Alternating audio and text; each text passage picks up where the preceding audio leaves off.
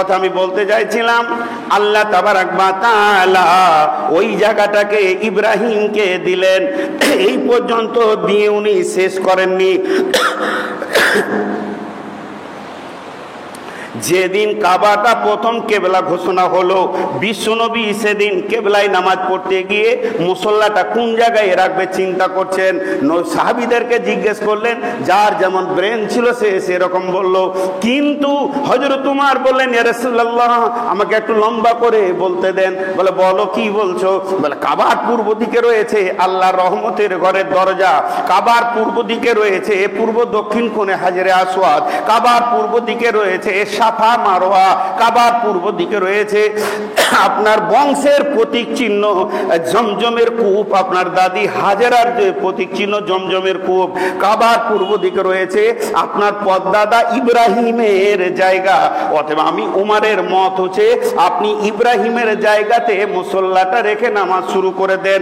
এই হযরত উমর যখন এই কথাটা বললেন, এমন সময় জিবরাইল আমিন এসে আল্লাহর নবীকে বলে চলে গেলেন, ওয়াত্তাখাযু মিন মাকামি ইব্রাহিম মুসাল্লা। নবী হে, তুমি ইব্রাহিমের জায়গাতে মুসল্লা রেখে নামাজ পড়ো। আজও ইমাম আপনি হজে যান, উমরাতে যান, ইব্রাহিমের জায়গাতে মুসল্লা রেখে নামাজ পড়ে। আল্লাহ তাবারক ওয়া তাআলা এখানটা কত গুরুত্ব দিয়েছেন। তোমরা তওয়াফ করো, আর সালাতু তওয়াফ যখন পড়বে তো মাকাম ইব্রাহিমেতে পড়ার চেষ্টা করো।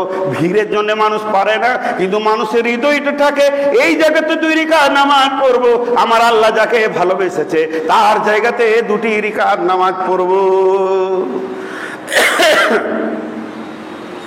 তো হৃদয়কে নিয়েছে, দুঃখ করেন না ভগবান বলার লোক। আমি বর্তমানের মানুষ, আমি আপনাদের ভালোবাসি, অত্র এলাকায় ঘুরি, কিন্তু আমরা তো 12 ঘাটের কানা করি, আজকে এখানে কাল ওখানে পরশু আরেক জায়গায়, কত জায়গায় জামাই আদরের খাবার পাই, হুজুর খান, হুজুর লেন, হুজুর দেন, আর কত জায়গায় ধাক্কা খায়। যে নোংরামি ধাক্কাগুলো ভাষা দিয়ে বলা যাবে না। আমাদের জীবন জোয়ার ভাটার জীবন, তো আপনি আপনার নামটা নোংরা খাতায় লিখবেন কেন? ইসলাম এর গোলাম মুর্তজার একটা বই পড়ে দেখবেন, খুনদানা পথ, রক্তের ছন্দ। উনি একটা হিন্দু পণ্ডিতের দীর্ঘ লম্বা জীবনকে তুলে ধরেছে।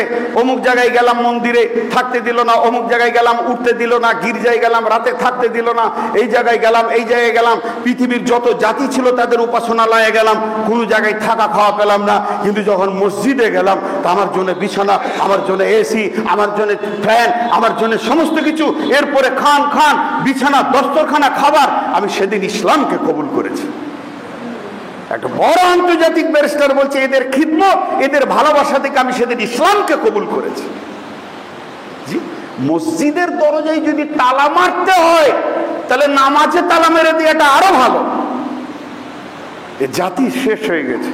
আমার 2খানা মসজিদ আছে, কাজ রানিং চলছে, এখনো 6 থেকে 7 লক্ষ টাকা ঋণে আছে। যাবেন, দাওয়াত দিলাম, দেখে আসবেন কি ক্যাপাসিটি। শুধু মেহমানদের জন্য একটা এক্সট্রা আলমারি, তার জন্য দস্তরখানা, তার জন্য খাওয়া থালা বাটি সমস্ত কিছু, একদম মেহমান 10 জন একসঙ্গে ঢুকলে কারো বাড়ি যেতে হবে না, কারণ এটা ইসলামের একটা অংশ। দিয়ে বিশ্ব নবী দিকে পর্যটকদের সঙ্গে ব্যস্ত আছে। আর হযরতে বেলাল ঋণ করবি কর উমাইয়ার কাছে করেছে, বেঈমানের কাছে ঋণ করেছে, সত্য ঘটনা। ঋণ করার পর মেহমানদেরকে খাইয়ে, তাহলে ইসলাম ঋণ করেও মেহমানের ইজ্জত করতে বলছেন। চলে গেল হযরতে বেলাল নবীজিকে বললেন, রাসূলুল্লাহ আমি উমাইয়ার কাছ থেকে ঋণটা যথেষ্ট পরিমাণে নিয়ে ফেলেছি, বেশ কয়েকদিন মেহমানের খিদমত করতে গিয়ে। নবীজি বললেন, চিন্তা নাই, বাইতুল মালে এখন কিছুই নাই, যেদিন বাইতুল মালে মাল আসবে বেলাল তুমি আমাকে মনে পড়িয়ে দেবে, ওই ঋণটা আগে শোধ করে দিব, বাকি মালটা বন্টন হবে। কিন্তু করেছে কি, বেলাল আজান দেওয়ার জন্যে আজানের জায়গাতে কানে হাত দিয়ে দাঁড়িয়েছে, এইভাবে এবার আজান দেবে, আর ঠিক অমনি টাইমে বেঈমান ওই উমাইয়া বেলালের সামনে এসে দাঁড়িয়ে গেছে। আল্লাহু আকবার বলতে যাবে, আর ও বেলালের সামনে দাঁড়িয়ে বলছে, কি শোধ দিবি? শোধ দিবি না গলায় দড়ি দিয়ে আবার বেঁধে নিয়ে যাব? কারণ বেলাল এককালে ওর ঘরে গোলাম ছিল এবং খুব মেরেছিল বেঈমান। সেই দৃশ্যটা মনে পড়াচ্ছে। শোধ দিবি না তোর গলাতে দড়ি বেঁধে আবার গোলামের জায়গায় নিয়ে যাব? হযরতে বেলাল আজান তো দিলেন, কিন্তু মন খারাপ, মনে শান্তি নাই। বিশ্বনবীকে এসে বলছেন, রাসূলুল্লাহ খবর খারাপ। বলে কেন? বলে আমাকে উমাইয়া এরকম হুমকি দিয়ে গেল যে তোকে আবার বেঁধে নিয়ে যাব। খুব মেরে গা হাত পা রক্তে রঞ্জিত করে দিত, কেটে যেত, লোহার চাবুকে করে মারত। নবীজি বললেন, তোমার কোনো ওয়াদা ছিল? ক তারিখে দিব এরকম কোনো ওয়াদা ছিল? ওয়াদা পার হয়ে যাচ্ছে। ইয়া রাসূলুল্লাহ ওয়াদা ছিল না, আমি বলেছিলাম অতি সত্বর দিয়ে দেবো মাল আসলে। নবীজি বললেন, তুমি আজকে রাত্রে চলে যাও, মদিনা ছেড়ে পালিয়ে যাও, আমি মসজিদ চালিয়ে নিচ্ছি অন্য কাউকে দিয়ে, তুমি মদিনা থেকে চলে যাও, যেদিন মাল আসবে তোমাকে ডেকে নিব, তুমি কোথায় থাকবে খবরটা আমাকে দিও। ফজরের আজান দিলেন বেলাল, ফজরের আজান দিলেন, আজান হলো, আর আজানের শেষে সব মুসাল্লিরা এসে হাজির হয়েছে। এমন সময় হজরের সমস্ত মুসাল্লিরা ঘোরাফেরা করছে, আর এমন সময় বিদেশ থেকে 3-4 উট বোঝাই করা মাল চলে আসলো। আল্লাহ নবী সালাম ফেরার পর বলছে, বেলালকে আটকাও। সাহাবীরা অবাক, ইয়া রাসূলুল্লাহ কোনে আজান দিল? বলছি আটকাও। কেউ তো জানে না বেলাল পালাবে, একমাত্র নবীজি জানছেন বেলাল পালাবে লুকিয়ে। যখনই সাহাবীদেরকে বলছে বেলালকে আটকাও, সাহাবীরা বলছেন, রাসূলুল্লাহ এই মাত্র বেলাল আজান দিয়ে গেল, কিন্তু বলছেন না তোমাদেরকে বলছি তোমরা বেলালকে আটকাও। 2 জন সাহাবী ধরে গিয়ে দেখছেন বেলাল তখন ঘোড়ার উপরে চেপে দিয়েছে আর লাগাম ধরে নিয়েছে, শুধু ঘোড়াকে একটা চাবুক মারবে, মদিনা থেকে বেরিয়ে চলে যাবে। এই অবস্থায় সাহাবী 2 জন পৌঁছে গিয়ে বলছেন, বেলাল রে তোকে বিশ্বনবী এই মাত্র ডাকলো, এখনই তুমি আমাদের সঙ্গে এসো। বেলাল ওই অবস্থায় এলেন, আসার পর যখন নবীজির কাছে দাঁড়ালেন, নবীজি বললেন, বেলাল রে তোমাকে আল্লাহ কবুল করে নিয়েছে, তোমার দোয়া কবুল করে নিয়েছে, একটা উটকে নিয়ে বেঈমানের ঘরে চলে যাও, ওর যতটি মাল দেওয়ার দিয়ে দাও, বাকিটা রিটার্ন তুমি ফিরিয়ে নিয়ে চলে এসো। কি বুঝলেন মেহমানের খিদমত? কি বুঝলেন? কি বুঝলেন মেহমানের খিদমত? যারা টিপে টিপে চলে সারা জীবন চলতে হয়, আর যারা উদার চিত্তে চলে তারাও চলে। একই কাঞ্চনজঙ্ঘাতে এসি 2 টায়ারওয়ালাও যেছে, 3 টায়ারওয়ালা যেছে, জেনারেল ছাগলের মতো যেছে, সবাই পৌঁছাবে কলকাতায়। ভাইয়া আল্লাহ বলছেন, ইন শাকারতুম লাযিদান্নাকুম, তোমরা যদি আমার দেওয়া নিয়ামতের বহিঃপ্রকাশ করো তো আমি তোমাদেরকে দিতে থাকবো, আর যদি কুঞ্জুসি করো তাহলে আমিও কাবু করে ছেড়ে দিব, সারা জীবন তুমি কুঞ্জুসি করবে। জি ভাই, অতএব আজকের বক্তব্যের শেষ সার অংশটা আপনাদেরকে টেনে দিচ্ছি, টাইম হয়ে গেছে। ইমাম সাহেব বলেছে 40ই নেমে যাবেন। বিভ্রান্ত অবস্থা, এগুলো বিভ্রান্ত অবস্থা। আপনাদের ব্যাপার, আমরা বক্তা, বিভিন্ন জায়গায় প্রচার, কোথায় কথায় কথা মুখ থেকে বেরিয়ে যাবে। এমন একটা মসজিদে রমজানে পৌঁছিয়েছিলাম আজ থেকে 5-7 বছর আগে, রমজানের মতো টাইমে মানুষের মুখে ধূপ আটকে যাচ্ছে, অথচ ফ্যানের নিচে শুয়ে আছি, মেহমান সুইচ অফ করে দেওয়া হয়েছে। সে কোন মসজিদ? সে মানুষটা কেমন? রমজান মাসে একটা বিদেশি মেহমান, কোন জায়গায় এটা জিজ্ঞেস করতে চাইবেন না। তাহলে তারা মসজিদের কি খিদমত করে? আল্লাহ চেয়েছেন খিদমতের জন্য। 2 মিনিট আপনাদের কাছে নিয়ে নিচ্ছি।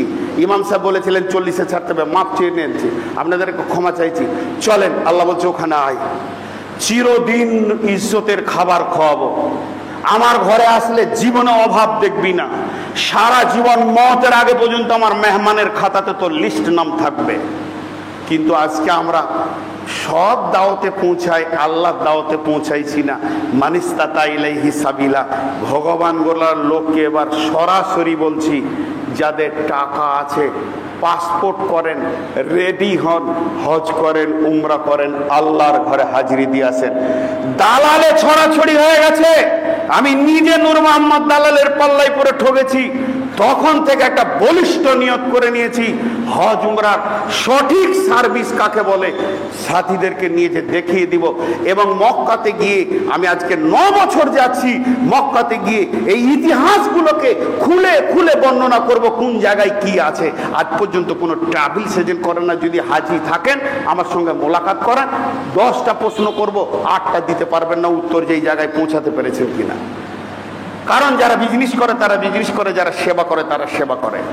অতএব আজকের খুতবার আমার মূল সারাংশ ছিল, চলেন আল্লাহর মেহমান হয়ে যায়, চলেন আল্লাহর মেহমান হয়ে যায়, চলেন আল্লাহর মেহমান হয়ে যায়। আল্লাহর ডাকে একবার সাড়া দিয়ে মক্কা মদিনার মাঠ থেকে ঘুরে আসি। এটাই ছিল আমার খুতবার মূল সারাংশ। এবং এই আল্লাহর ঘরে যারা দায়িত্ব আছেন তারা আপনারা নিজেদেরকে সৌভাগ্যবান মনে করেন যে আল্লাহ আপনাকে ভালোবাসে বলে এই দায়িত্বটা দিয়েছে। এটা কোনো ভোটে হয় না, নির্বাচন করে হয় না, নিশ্চয়ই আল্লাহ আপনাকে ভালোবাসে বলে মসজিদের দায়িত্ব দিয়েছে। মসজিদে যে মেহমান আসবে আপার লেভেলের খিদমতে পৌঁছিয়ে দেন। একটা ছোট কথা না বললে পারছি না, প্রতি বছর আমি 4 থেকে 5 জন বড় বড় আলিমকে আমার বাড়িতে দাওয়াত করি, তাদেরকে নিয়ে আসি, খাওয়াই, বিদায় করি, নিয়ে আসি, খাওয়াই, বিদায় করি। উদ্দেশ্য কি? বছরে আমার শ্বশুর বাড়ির কুটুম 5 বার, শালার বাড়ি কুটুম 5 বার, বিয়াইয়ের কুটুম 5 বার, সব কুটুম আমার ঘরে খাবে, আমার আল্লাহ এবং রসুলের ঘরের লোক আসবে না? এটা হতেই পারে না। আমার দস্তরখানা সারা বছরে যদি 20 বার দস্তরখানা পাচ্ছি, কে এসেছে? শালা, কে এসেছে? শালি, কে এসেছে? বিয়াই, কে এসেছে? বন্ধু, কে এসেছে? তাহলে আমার রসুলের কুটুম কখন আসবে, আমার আল্লাহর কুটুম কখন আসবে? এর জন্য প্রতি বছর একটা ডেট আমার থাকে। আমি 8-10 জন আলিমকে বাড়িতে নিয়ে এসে তাদেরকে খাওয়াই, বিদায় করি। আমার হৃদয় ঠান্ডা হয়ে যায় যে আমি আল্লাহ এবং রসুলের মেহমানকে পেয়েছি।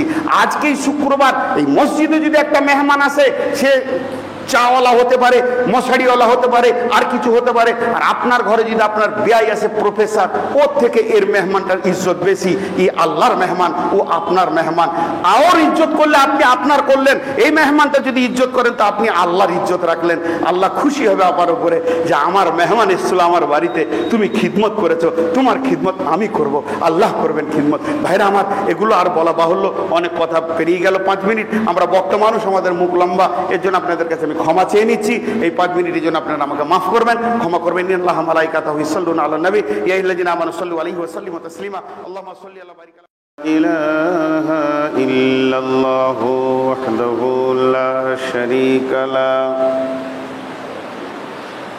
ওয়া আশহাদু আন্না মুহাম্মাদান আবদুহু ওয়া রাসূলুহু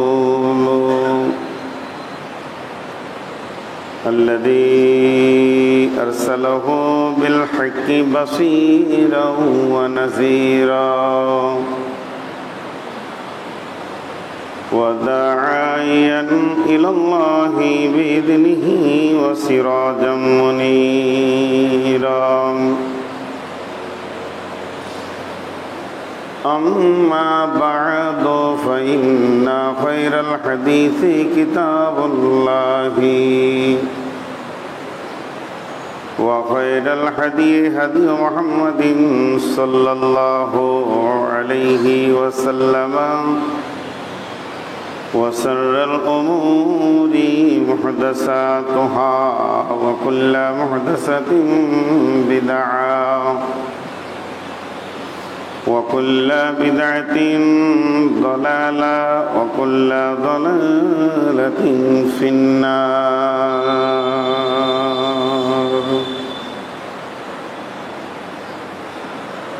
فقد قال الله تبارك وتعالى في كلامه المجيد وفرقانه الحميد: أعوذ بالله من الشيطان الرجيم.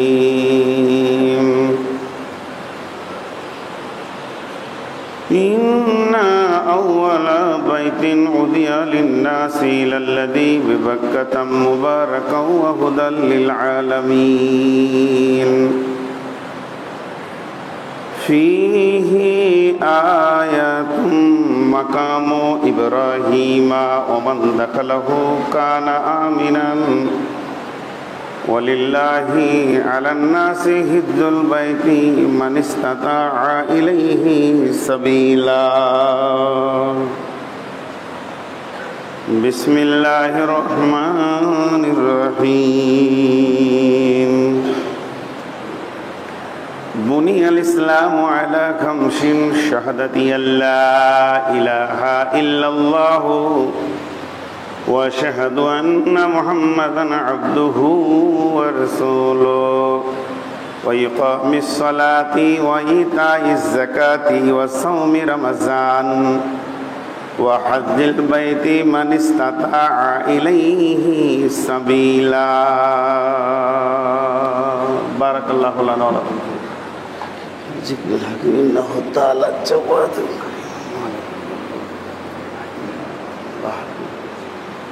توفيق دو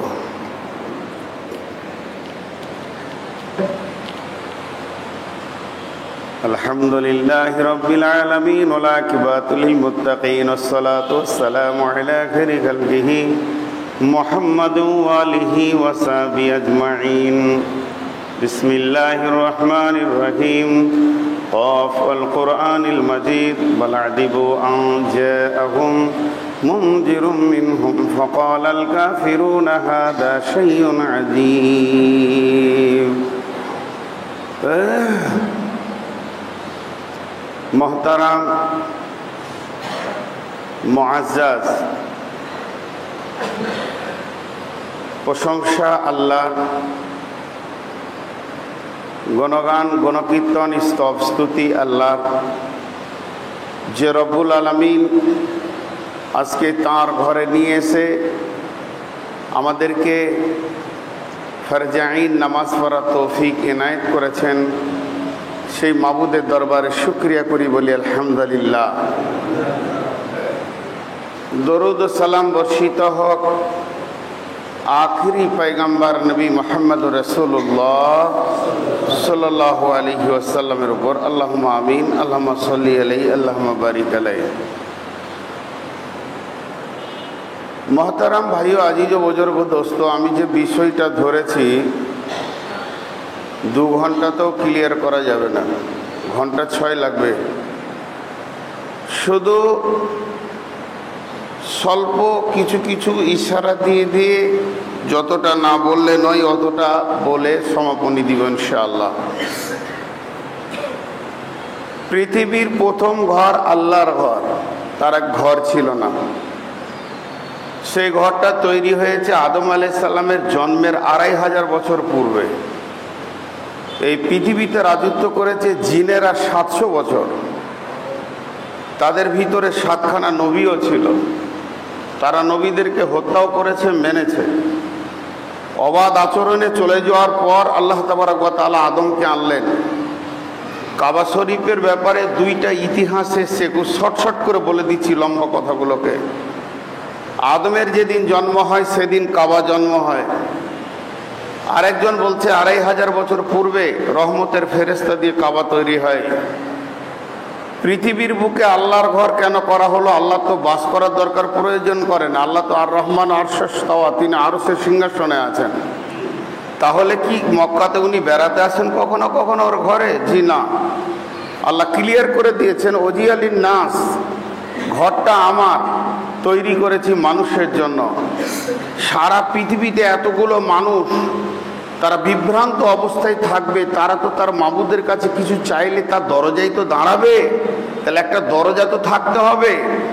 আমি ভগবানগুলাই বাস করি, আমার এখানে পঞ্চায়েত হোক, মিউনিসিপ্যালিটি হোক, একটা জায়গা তো থাকতে হবে যেখানে আমি কোনো দরখাস্ত দিব। তো দুনিয়া আখেরাতের যত দরখাস্ত দেওয়ার জায়গা সেই কাবা, সেখানে আল্লাহ একটা ঘর বানিয়েছে, বলছে এটা আমি মানুষের জন্য বানিয়েছি, হুদাল্লিন নাস। এখান থেকে সারা পৃথিবীতে হেদায়েতের তরঙ্গ বইয়ে চলে যাবে। এটা হয়ে গেল শর্ট কথা। এরপরে ওই কাবাতে প্রতিদিন 360টা রহমত নাজিল হয়। আর ওই কাবা কেন্দ্রিক পৃথিবীতে কয়েক কোটি মসজিদ আছে যারা কাবলাকে মুখী করে করা হয়েছে। আজকে আপনাদের এই মসজিদটা ওই কাবা কেন্দ্রিক পরিচালিত। কারণ মসজিদে 3টে জিনিস আছে, একটা হচ্ছে মসজিদ বানানো, আর একটা মসজিদ পরিচালনা করা আর মসজিদে ইবাদত করা। ইবাদতটা আপনার আমার হাতে নাই, ওটা সম্পূর্ণ আল্লাহর তরফ থেকে চলছে। বানানোর ব্যাপারে এখানে একটা কমিটি আছে, এটাকে কি করতে হবে সংরক্ষণের বিষয়ে তারা বানাবে, এটাকে পরিচালনা করবে ইমাম মুয়াজ্জিন রেখে, তার কমিটি আছে। কিন্তু ইবাদতের ব্যাপারে সারা পৃথিবীর মসজিদ সকলের সমান সম অধিকার। এর জন্যে আল্লাহ কোরআনে বলে দিয়েছেন ওয়ান্নাল মাসাজিদা লিল্লাহি ফালা তাদউ মা আল্লাহি আহাদা। সারা পৃথিবীর সমস্ত মসজিদ হলো আমার, এখানে তোমরা এসে আমাকেই ডাকবে, এখানে অন্য কাউকে ডাকিও না, অন্য কারোর জন্য এটা নয়। তাহলে হলো মসজিদ। এগুলোর পেছনে অনেক আয়াত অনেক হাদিস আছে, আমি শর্টে শর্টে সারছি। তো আজকে পৃথিবীতে যত মসজিদ আছে সব আল্লাহর ঘর, সব আল্লাহর ঘর, সব আল্লাহর ঘর, সব আল্লাহর ঘর দিয়ে আল্লাহ এই আল্লাহর ঘরকে কেন্দ্র করে কি বলছেন? আয়াতটা নাজিল হয়েছে কাবাকে কেন্দ্র করে, কিন্তু সব ঘরকে দিয়ে তাফসীর করা যাবে। যেমন ছোট্ট একটি সূরা আমাদের সবারই মুখস্থ আছে, লিইলাফি কুরাইশিন ইলাফিহিম রিহলাতাশ শিতাই ওয়াস সাইফ, দিয়ে তারপর আল্লাহ কি বলছেন? ফালিয়াবুদু রব্বা হাযাল বাইত, তোরা এই ঘরের মাবুদের ইবাদত কর, এই ঘরটার যে মালিক তার ইবাদত কর। এই ঘরের মালিক কিন্তু একজনই, তিনি আল্লাহ। ফালিয়াবুদু রব্বা হাযাল বাইত আল্লাযী আতআমাহুম মিন জু'ইন, সেই রবের ঘর, এই ঘরের মালিক, এই ঘরের খিদমত করলে, এই ঘরকে ভালোবাসলে বিনিময় কি দিবে? তোমাকে রুজির প্রসারতা দেবে, অভাব দেখাবে না।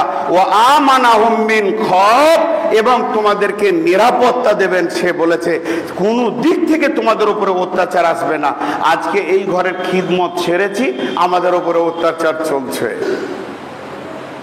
শর্ট কথা বললাম, অনেক কথা এর ভিতরে ছিল। এখন আমার বেশ বক্তব্যটা মেন হচ্ছে কাবাকে সামনে রেখে, শুধু মসজিদ নিয়ে আর দুটা কথা বলে দিই। আল্লাহর ঘর, এখানে কি কি হবে? শুধু নামাজ? জি না, এটাই আমাদের ধারণা ভুল। মসজিদ শুধু নামাজের জন্য নয়, মসজিদে নামাজ হবে, মসজিদে মুসলিমদের বিচার হবে, মসজিদ আদালত, মসজিদে বিয়ে পড়ানো হবে, মসজিদে ক্লাস চলবে, দ্বীনি শিক্ষা চলবে। যদি ফরজ নামাজের পর কোনো শিক্ষক উঠে দাঁড়িয়ে আপনাকে কোরআন হাদিস শিখায়, আর একজন যদি বলে আমি সুন্নত পড়বো, আপনি চুপ করেন, চলবে না। শিক্ষাটা ফরজ, সুন্নতটা সুন্নত, ও বাড়ি চলে যাবে।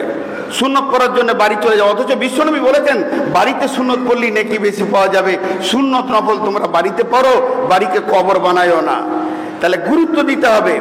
এখন ইয়ং ছেলেরা যদি বলে যে মসজিদে কুস্তি লড়াই করব, আপোষের মধ্যে বক্সিং চলবে, ওটা এখানেই শিখবে ওরা। আম্মা জান আয়েশা রাদিয়াল্লাহু তাআলা আনহা রাসূলুল্লাহ সাল্লাল্লাহু আলাইহি ওয়াসাল্লামকে বললেন, ইয়া রাসূলুল্লাহ, সাহাবীরা যখন কুস্তি লড়াই করবে আপনি আমাকে দেখাবেন। মসজিদে নববীর ভিতরে কুস্তি লড়াই চলছে, আর তাদের রেফারি হয়েছেন নবী মুহাম্মদ রাসূলুল্লাহ সাল্লাল্লাহু আলাইহি ওয়াসাল্লাম। এবং আল্লাহ নবী বললেন, আয়েশা, আমি জানালার পাশে দাঁড়িয়ে যাব, তুমি আমার কাঁধের ফাঁক দিয়ে সাহাবীদের কুস্তি লড়াই দেখবে। মসজিদে কুস্তি লড়াই করা যাবে, জানে না মানুষ। মসজিদে শিশুদের কত অধিকার আছে জানেন? বাচ্চা ছেলে আসলে ধুমকে তেড়ে দেয়? জি না। আল্লাহর নবী ফরজ নামাজে, এই আসরের নামাজে সাজদার হালাতে পড়ে আছে, ইমাম হোসেন এসে ঘাড়ে চড়ে নিয়েছেন, ইমাম হাসান পাছাই ঠেলছে।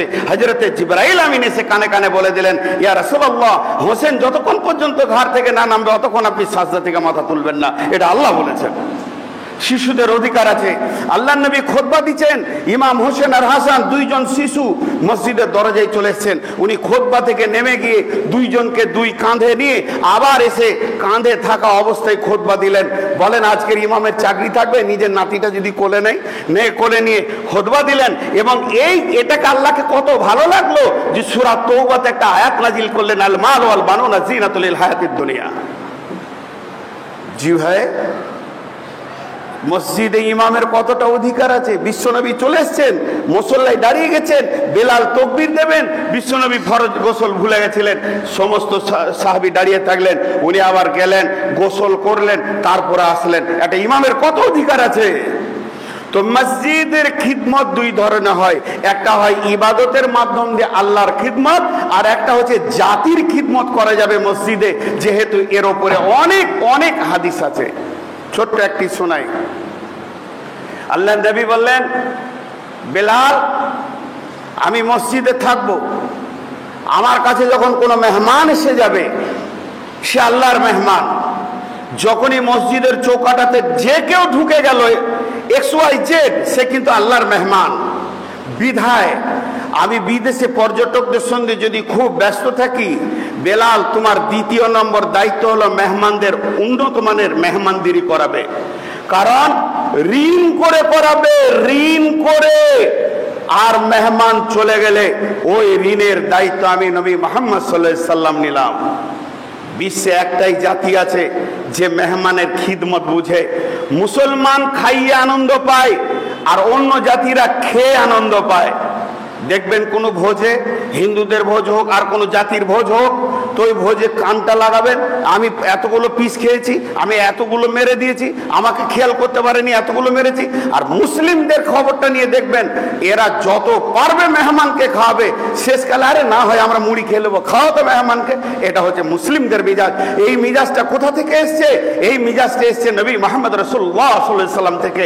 কারণ রাসূলুল্লাহ সাল্লাল্লাহু আলাইহি সাল্লামের সাহাবী নিজে না খেয়ে চেরাগ নিভিয়ে দিয়ে মেহমানকে খাইয়েছেন। এ হলো আমাদের জাতির ইতিহাস। আজকে মেহমানের যে কত আপার ইজ্জত আছে, বিশ্বনবী বলছেন মেহমান রহমত নিয়ে আসে, গজব নিয়ে চলে যায়। আর মেহমান যখন আসে তোমার বাড়িতে বরকত নিয়ে আসে। আর বিশ্বনবী বলছেন যার আখিরাতের উপরে বিশ্বাস আছে এবং আল্লাহর উপরে বিশ্বাস আছে, সে যেন মেহমানের ইজ্জত করে। আজকে এটা ভগবানগুলা বলে নয়, এটা লালগোলা হতে পারে, মুর্শিদাবাদ হতে পারে, বর্ধমান হতে পারে। এই মসজিদে যদি কোনো মেহমান উঠে যায়, সঙ্গে সঙ্গে অত্র এলাকায় মুসলিমদের দায়িত্ব পড়ে গেল তার উন্নত মানের ইজ্জত করা। খুব তাড়াতাড়ি মসজিদে এসি লাগান, কেউ এসে শুয়ে থাকবে, এসি চালাবে, ভ্যান চালাবে, আনন্দ পাবে, সে পাবে, দোয়া দিয়ে যাবে ভগবান গুলাকে। মেহমান আসবে, বাইরের বড় বড় আলিম আসবে, এখানে এসে তারা থাকবে। আপনারা চিন্তা করে দেখেছেন কোনদিন এখানে বড় বড় শাইখুল হাদিস, বড় বড় বক্তা আলিম এসে এখানে থাকবে, দুদিন একদিন এলাকা কাজ করবে, দাওয়াতে তাবলীগ করবে, বেরিয়ে চলে যাবে? তাদের জন্য সমস্ত ব্যবস্থা এই জাতিকে নিতে হবে। আল্লাহ তাবারক ওয়া তাআলা কত গুরুত্ব দিয়েছেন এই বিষয়টা আপনাদের জানা নাই। আল্লাহ নিজে বলছেন, আল্লাহ দাওয়াত দিচ্ছেন। আজকে আমার বাড়িতে কার্ড এসছে বিয়ের, শালা বিয়ের কার্ড, শালির বিয়ের কার্ড, বন্ধুর বিয়ের কার্ড, বিয়াই বেটার বিয়ে হবে তার বিয়ের কার্ড। সেটাকে ইনভাইটটাকে এত সুন্দর করে গ্রহণ করে নিয়েছি যে না, ছাড়া যাবে না, বিরাট দায়িত্ব আছে। আর ভাই চলেন একটু আমার বাড়ি, না পরশুদিন আমার বন্ধুর বিয়ে, মৌলানা সাহেব এটা ছাড়া যাবে না। কিন্তু আল্লাহ কি বলছেন? বিসমিল্লাহির রহমানির রহিম, ইন্না আউওয়ালা বাইতিন উদিয়া লিন-নাসি লাল্লাযী বিবাক্কাতা মুবারাকা ওয়া হুদাল লিল আলামিন। আল্লাহ তাবারক ওয়া তাআলা সারা বিশ্বের মুসলমানকে দাওয়াত দিয়ে বলছেন, আয় আয় আমার ঘরে আয়। আমার ঘরটা আছে মক্কা মুকাররমাতে। তিনি তার ঘরের ঠিক জায়গার প্রমাণটা দিয়ে দিল, এই জায়গায় তোরা যা, এই ঘরটা তোদের জন্য বানিয়েছি রে, তোরা আসবি, আমার ঘরের সামনে মেহমান হয়ে আসবি, আর আমার দরজা ধরে কাঁদবি। তোদের যত রকম দুনিয়া আখিরাতের অভিযোগ আছে আমি সব শুনে নিব। ফিহি আয়াতুম মাকাম ইব্রাহিমা ওয়া মান দাখালাহু কানা আমিনান। ওখানে যখন তোরা আসবি তো মাকামে ইব্রাহিম দেখতে তোরা পাবে।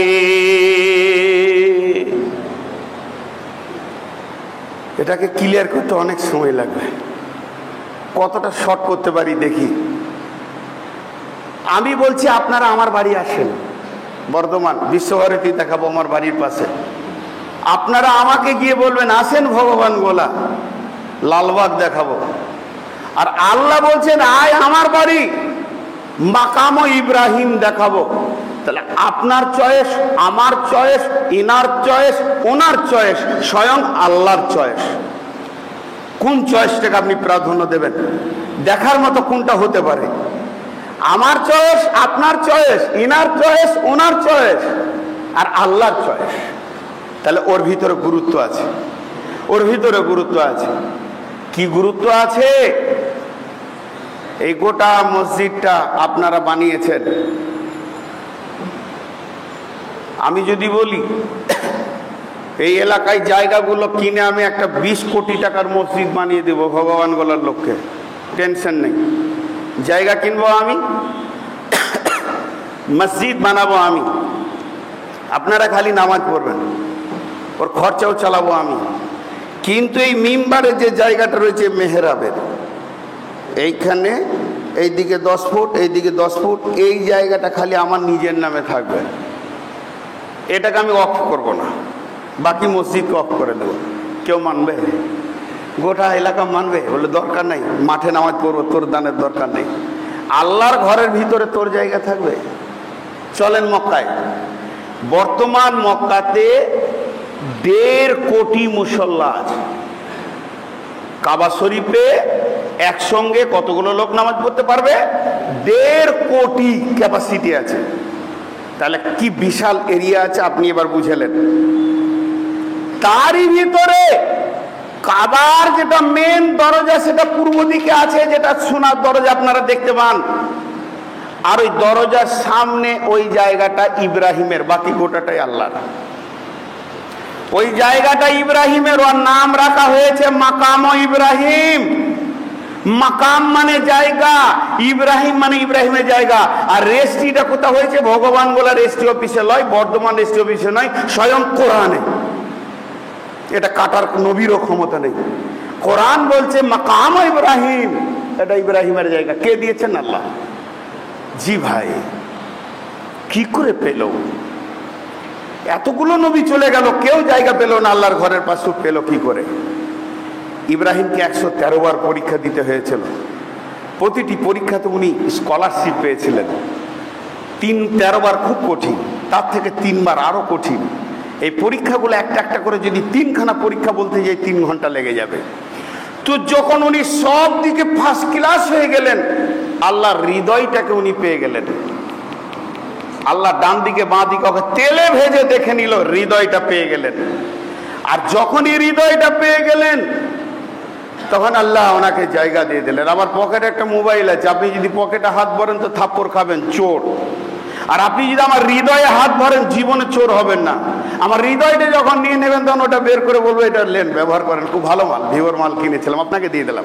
যে হৃদয় দিয়ে মাল নিলে সে চোর হয় না, আর পকেটের ভিতরে হাত বললে সে চোর হয়। তো বিশ্ব হযরত ইব্রাহিম আল্লাহর হৃদয়ের ভিতরে নিজেকে জয় করিয়ে ওই জায়গাটা নিয়েছে। এখানে অনেক কথা আছে কিভাবে আল্লাহকে উনি জয় করেছেন। শুধু তাই নয়, আমরা উম্মত হচ্ছি নবী মুহাম্মদ সাল্লাল্লাহু আলাইহি সাল্লামের, কিন্তু ওর নামে আমরা এখনো দরুদ পড়ব, না পড়লে আমাদের সালাত হবে না। আল্লাহুম্মা সাল্লি আলা মুহাম্মাদ ওয়া আলা আলি মুহাম্মাদ কামা সাল্লাইতা আলা ইব্রাহিম। কেন ও আমাদের ভিতরে আসলো? এখানেও লম্বা ঘটনা আছে সাবে মেরাজের। তো যে কথা আমি বলতে চাইছিলাম, আল্লাহ তাবারাক ওয়া তাআলা ওই জায়গাটাকে ইব্রাহিমকে দিলেন। এই পর্যন্ত দিয়ে উনি শেষ করেননি। যেদিন কাবাটা প্রথম কেবলা ঘোষণা হলো, বিশ্বনবী সেদিন কেবলায় নামাজ পড়তে গিয়ে মুসল্লাটা কোন জায়গায় রাখবে চিন্তা করছেন। সাহাবীদেরকে জিজ্ঞেস করলেন, যার যেমন ব্রেন ছিল সে সেরকম বলল। কিন্তু হযরত উমর বললেন, ইয়া রাসূলুল্লাহ আমাকে একটু লম্বা করে বলতে দেন। বলে বলো কি বলছো? বলে কাবার পূর্ব দিকে রয়েছে আল্লাহর রহমতের ঘরের দরজা, কাবার পূর্ব দিকে রয়েছে পূর্ব দক্ষিণ কোণে হাজরে আসওয়াদ, কাবার পূর্ব দিকে রয়েছে সাফা মারোয়া, কাবার পূর্ব দিকে রয়েছে আপনার বংশের প্রতীক চিহ্ন জমজমের কূপ, আপনার দাদি হাজেরার যে প্রতীক চিহ্ন জমজমের কূপ, কাবার পূর্ব দিকে রয়েছে আপনার পদ্দাদা ইব্রাহিমের জায়গা। অতএব আমি উমারের মত হচ্ছে আপনি ইব্রাহিমের জায়গাতে মুসল্লাটা রেখে নামাজ শুরু করে দেন। এই হযরত উমার যখন এই কথাটা বললেন, এমন সময় জিবরাইল আমিন এসে আল্লাহর নবীকে বলে চলে গেলেন, ওয়াত্তাখাযু মিন মাকামি ইব্রাহিম মুসাল্লা, নবী হে তুমি ইব্রাহিমের জায়গাতে মুসল্লা রেখে নামাজ পড়ো। আজও ইমাম আপনি হজে যান, উমরাতে যান, ইব্রাহিমের জায়গাতে মুসল্লা রেখে নামাজ পড়ে।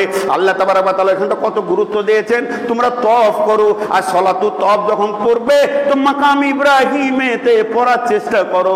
ভিড়ের জন্য মানুষ পারে না, কিন্তু মানুষের হৃদয়টা থাকে এই জায়গাতে 2 রাকাত নামাজ পড়বো, আমার আল্লাহ যাকে ভালোবেসেছে তার জায়গাতে 2 রাকাত নামাজ পড়বো। তো হৃদয় কে নিয়েছে? দুঃখ করেন না ভগবান বলার লোক, আমি বর্ধমানের মানুষ, আমি আপনাদের ভালোবাসি, অত্র এলাকায় ঘুরি, কিন্তু আমরা তো 12 হাটের কানা করি, আজকে এখানে, কাল ওখানে, পরশু আরেক জায়গায়, কত জায়গায় জামাই আদরের খাবার পাই, হুজুর খান, হুজুর লেন, হুজুর দেন, আর কত জায়গায় ধাক্কা খায়, যে নোংরামি ধাক্কাগুলো ভাষা দিয়ে বলা যাবে না। আমাদের জীবন জোয়ার ভাটার জীবন, তো আপনি আপনার নামটা নোংরা খাতায় লিখবেন কেন? ইসলাম এর গোলাম মুর্তুজার একটা বই পড়ে দেখবেন, খুনদানা পথ, রক্তের ছন্দ। উনি একটা হিন্দু পণ্ডিতের দীর্ঘ লম্বা জীবনকে তুলে ধরেছে। অমুক জায়গায় গেলাম মন্দিরে থাকতে দিল না, অমুক জায়গায় গেলাম উঠতে দিল না, গির্জায় গেলাম রাতে থাকতে দিল না, এই জায়গায় গেলাম, এই জায়গায় গেলাম, পৃথিবীর যত জাতি ছিল তাদের উপাসনালয়ে গেলাম, কোনো জায়গায় থাকা খাওয়া পেলাম না, কিন্তু যখন মসজিদে গেলাম তা আমার জন্য বিছানা, আমার জন্য এসি, আমার জন্য ফ্যান, আমার জন্য সমস্ত কিছু, এরপরে খান খান বিছানা, দস্তরখানা, খাবার। আমি সেদিন ইসলামকে কবুল করেছি। একটা বড় আন্তর্জাতিক ব্যারিস্টার বলছে এদের খিদমত, এদের ভালোবাসা থেকে আমি সেদিন ইসলামকে কবুল করেছি।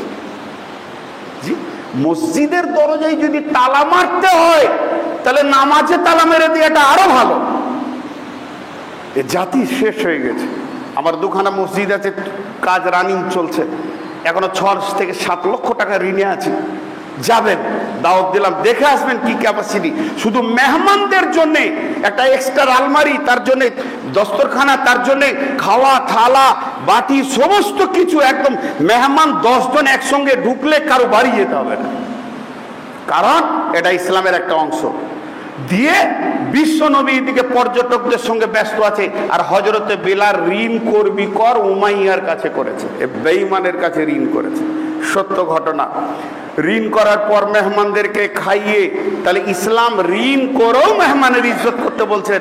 চলে গেল হযরতে বেলাল নবীজিকে বললেন, রাসূলুল্লাহ আমি উমাইয়ার কাছ থেকে ঋণটা যথেষ্ট পরিমাণে নিয়ে ফেলেছি। বেশ কয়েকদিন মেহমানের খিদমত করতে গিয়ে নবীজি বললেন, চিন্তা নাই, বাইতুল মালে এখন কিছুই নাই, যেদিন বাইতুল মালে মাল আসবে বেলাল তুমি আমাকে মনে পড়িয়ে দেবে, ওই ঋণটা আগে শোধ করে দিব, বাকি মালটা বন্টন হবে। কিন্তু করেছে কি, বেলাল আজান দেওয়ার জন্যে আজানের জায়গাতে কানে হাত দিয়ে দাঁড়িয়েছে, এইভাবে এবার আজান দেবে, আর ঠিক অমনি টাইমে বেঈমান ওই উমাইয়া বেলালের সামনে এসে দাঁড়িয়ে গেছে। আল্লাহু আকবার বলতে যাবে, ও বেলালের সামনে দাঁড়িয়ে বলছে, কি শোধ দিবি? শোধ দিবি না গলায় দড়ি দিয়ে আবার বেঁধে নিয়ে যাব? কারণ বেলাল এককালে ওর ঘরে গোলাম ছিল এবং খুব মেরেছিল বেঈমান। সেই দৃশ্যটা মনে পড়াচ্ছে। শোধ দিবি না তোর গলাতে দড়ি বেঁধে আবার গোলামের জায়গায় নিয়ে যাব? হযরতে বেলাল আজান তো দিলেন, কিন্তু মন খারাপ, মনে শান্তি নাই। বিশ্বনবীকে এসে বলছেন, রাসূলুল্লাহ খবর খারাপ। বলে কেন? বলে আমাকে উমাইয়া এরকম হুমকি দিয়ে গেল যে তোকে আবার বেঁধে নিয়ে যাবো। খুব মেরে গা হাত পা রক্তে রঞ্জিত করে দিত, কেটে যেত, লোহার চাবুকে করে মারত। নবীজি বললেন, তোমার কোনো ওয়াদা ছিল? তারিখে দিব এরকম কোনো ওয়াদা ছিল? ওয়াদা পার হয়ে যাচ্ছে।